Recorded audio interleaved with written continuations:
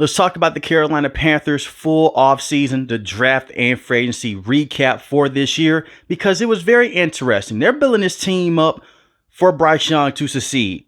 Now, his first year in the NFL was terrible. Frank Reich was a terrible head coach. The jury is still out on Dave Canales. We will see if he can be a very good head coach with the Panthers moving forward. But he's had a lot of success in the past. He was a former offensive coordinator with the Tampa Bay Buccaneers. That's what got him this job. And he helped Baker Mayfield basically come back to life with his career. And he did great work with Russell Wilson as well. So the expectation with Bryce Young is to play like a high-level quarterback. They selected him the first overall pick in last year's draft class, and his rookie season was not great.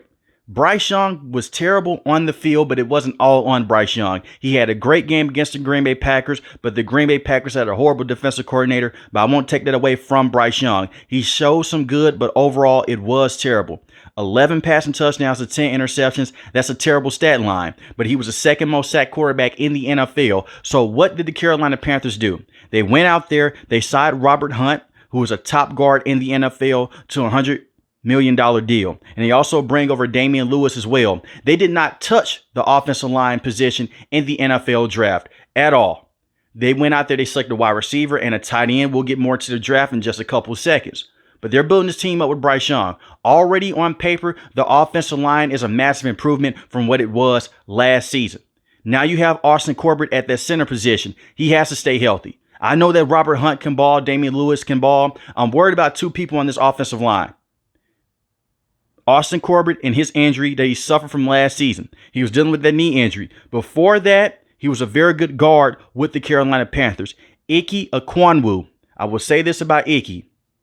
He has to play better and be more consistent moving forward. If he cannot be consistent, they're going to move off of Ike. They're going to decline that fifth-year option. On the back half of both his rookie and sophomore seasons, he looked better. Early in those seasons, he has given up a lot of pressure. He's given up a lot of sacks. He gave up 12 sacks this season. He has to perform better with the Panthers. And this thing cannot work on that side of the field if he does not perform better. Hopefully with a brand new coach, Dave Canales can get the most out of him. We will see. But let's get into the NFL draft, and we'll mix in the free agency counterparts in here as well. In the first round, because yes, this team traded up in the first round, just one spot. They didn't have a first round pick because they traded that first round pick to the Chicago Bears. The least said about that, the better.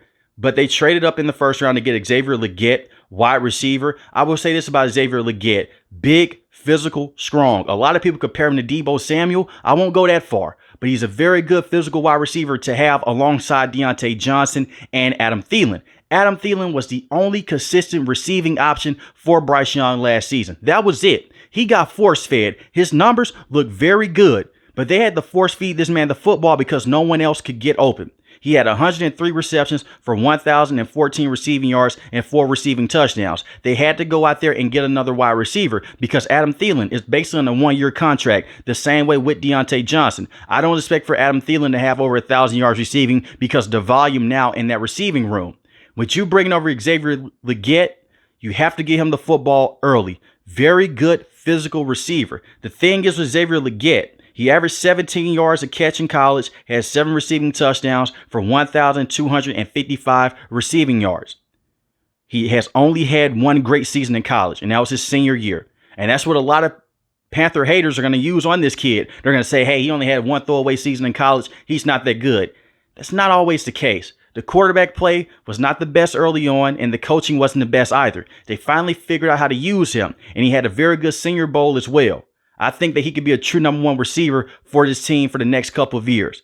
And you look at Dave Canales, he fits what the type of wide receivers that he's coached up in the past. He's physical like DK Metcalf, not as explosive, not as fast, but he has a better route tree right now than DK Metcalf, and he has a similar frame to Mike Evans. Mike Evans is just taller, so he fits what Dave Canales wants, and he can go out there and be that big target that Bryce Young desperately needs. And like I mentioned before, they went out there, they traded for Deontay Johnson. Deontay Johnson, solid wide receiver from the Steelers, has had over 1,000 yards receiving once in his career in a season. I think he could be very good, has dealt with drops early in his career, but the last couple of years he's been better. He did miss some games last season dealing with a hamstring injury, but he could be a true number one wide receiver. All of a sudden, the Carolina Panthers went from having a receiving room with Jonathan Mingo and Marshall Jr. and Adam Thielen to now adding volume with a guy like Xavier Legette and Deontay Johnson. And the thing is, these wide receivers, minus Adam Thielen, who can make some moves in space, but he is an older wide receiver,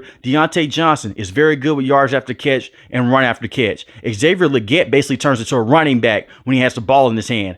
That's why a lot of people compare him to Deebo Samuel. It takes pressure off of Bryce Young. So you could check the ball down for 3 to 4 yards. They could break a couple of tackles and they could turn those 3 to 4 yards to 5 to 8 yards in an instant. That's the difference between 3rd and 3. And you get those yards in, and it can extend a drive. So having these playmakers around Bryce Young is a major bright spot with the Panthers moving forward if he can perform better. And I think that Bryce Young will. In the second round, they drafted a running back in Jonathan Brooks. I did not see them going out there and drafting a running back, but there were talks about that. They have Chuba Hubbard. I'm high on Chuba Hubbard. I like Chuba Hubbard. A lot of Carolina Panther fans don't necessarily like Chuba Hubbard, but he was the best running back with the team. 902 yards rushing, 5 rushing touchdowns. He did only average 3.8 yards a carry. But the thing was this, he wasn't even supposed to be the main running back. That was supposed to be Miles Sanders, who will be cut before training camp or traded. Because with them drafting Jonathan Brooks, it makes 0 sense to keep Miles Sanders on this team. Jonathan Brooks can also be a punt and kick returner. That is what he did early in Texas in his career. The thing is with Jonathan Brooks, he is coming off that torn ACL. I expect for Chuba Hubbard to still get majority of the carries, and they work Jonathan Brooks in later on in the season or at the middle point of the season. The thing is, Jonathan Brooks, he has potential to be a very good running back and a franchise running back. The only reason why running backs are not selected in the first round is because of the lack of production from those high-end running backs in the last couple of years. You can get your running back in the 4th or 5th round, and those guys just start off running. The Panthers are in a very intriguing situation because they paid Miles Sanders so much money and the production wasn't there. I understand he was dealing with that growing injury early in the season.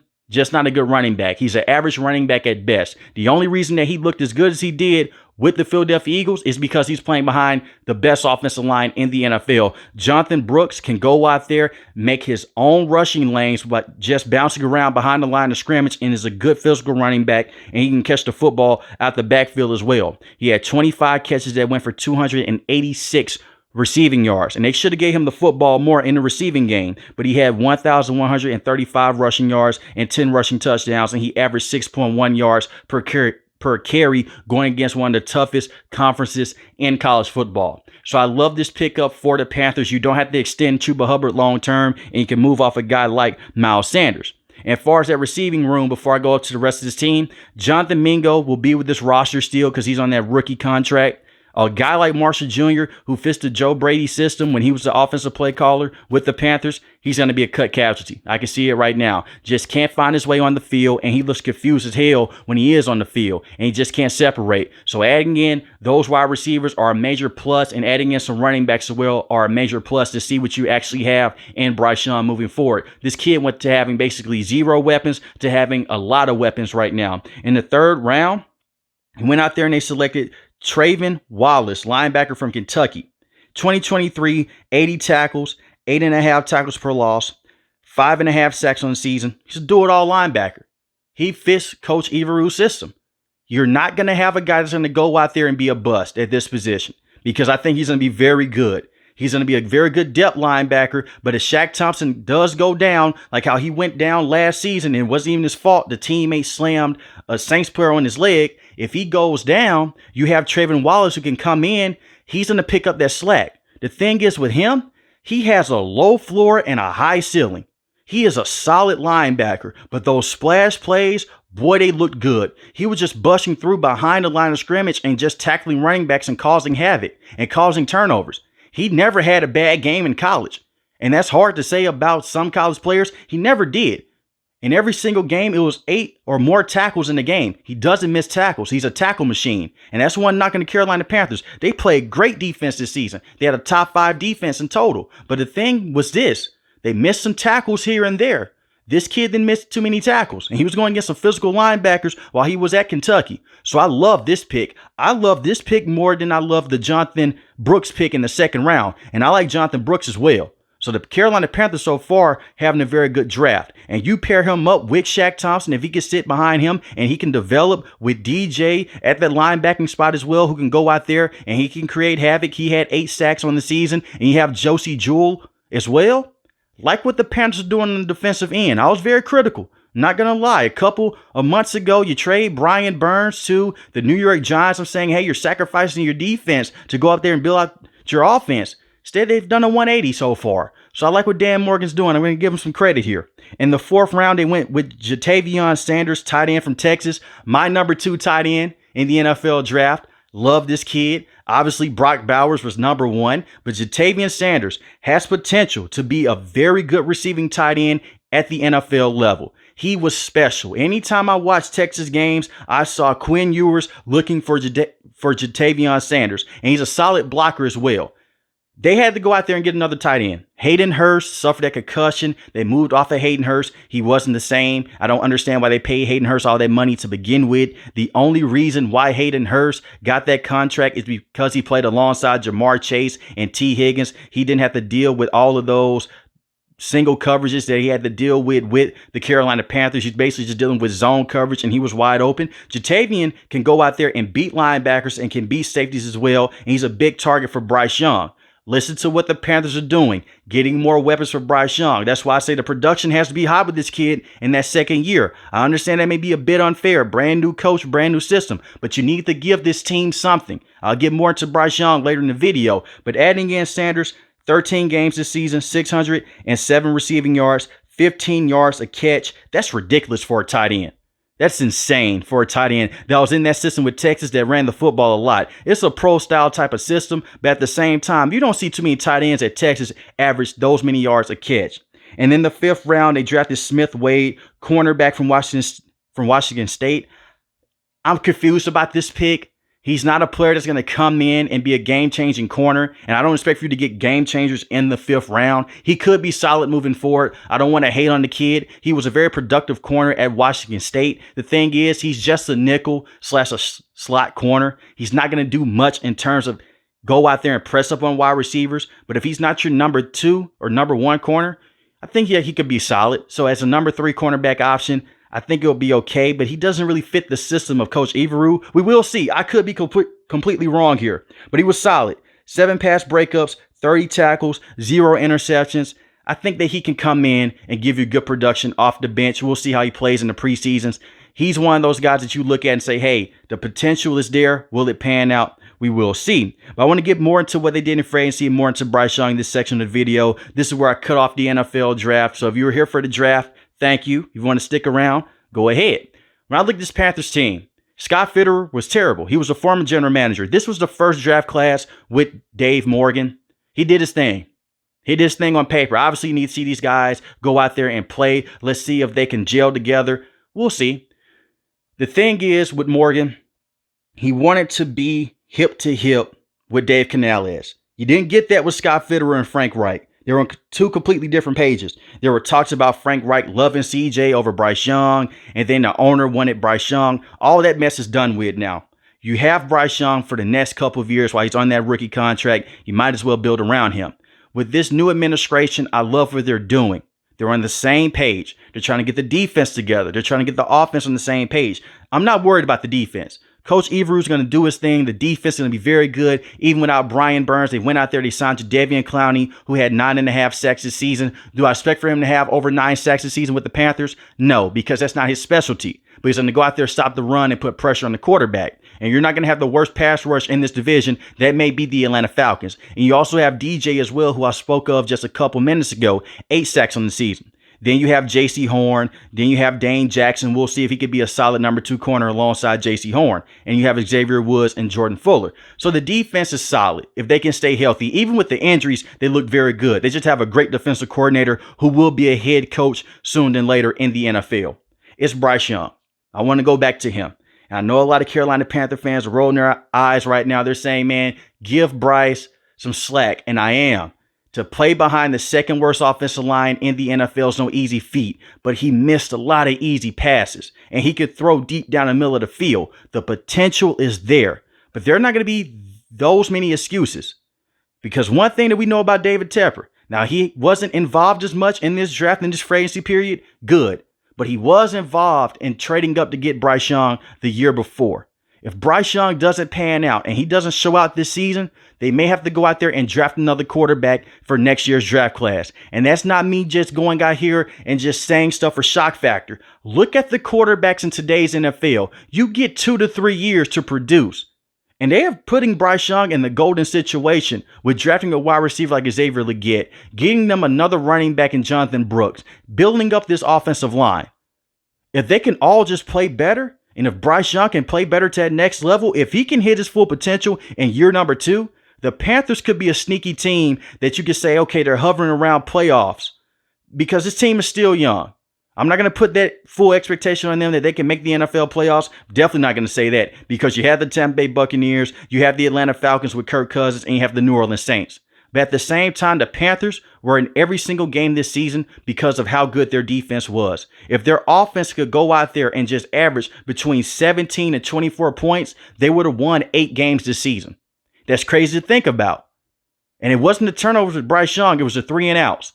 They put this kid in a hell situation with Frank Reich and Thomas Brown. Most of it because of Frank Reich. If the offensive play calling is better with Dave Canales, there's going to be a learning curve with him because this is his first time ever being a head coach in the NFL. Now you have to worry about offense, defense, and special teams. I like what the Panthers have done, but it comes down to Bryce Young. He is just one person on the offensive end, but you're the leader of this team. You're the leader of the offense. He has to hit the easy passes. And if we go back and look at what the Panthers did with him in his first year, it was a system, 1 to 2 reads, no one else. And really the second read wasn't open because Adam Thielen was the only guy that could get open. Majority of the time it was Jonathan Mingo, but he couldn't separate. Now you have an offense with Dave Canales, and he's done this with Russell Wilson, running back in the flat, wide receiver over the top, another wide receiver coming across the middle. So instead of just being 1-2, get rid of the football, or 1-2, Bryce, run and make your own plays. Now it's 1-2, dish the football down to Jonathan Brooks. Oh, hey, we have a tight end now that can run routes. Let's get the football to him. And let's not forget what Bryce Young was able to do at college, evade pressure and be a playmaker. That's why some people compared him to being a mini Patrick Mahomes. I never did that, but I can see the comparison there with the terms of just getting inside and outside the pocket. He has that athleticism, not the biggest arm, but he's a smart quarterback and has great anticipation.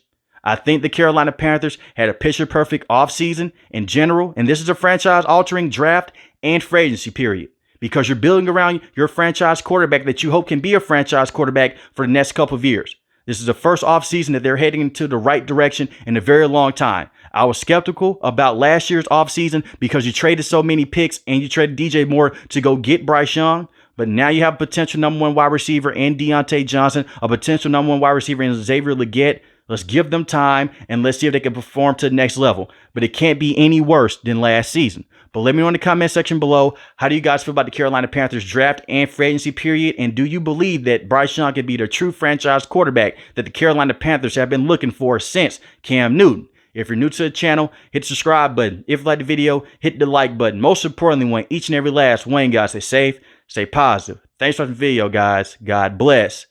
Peace.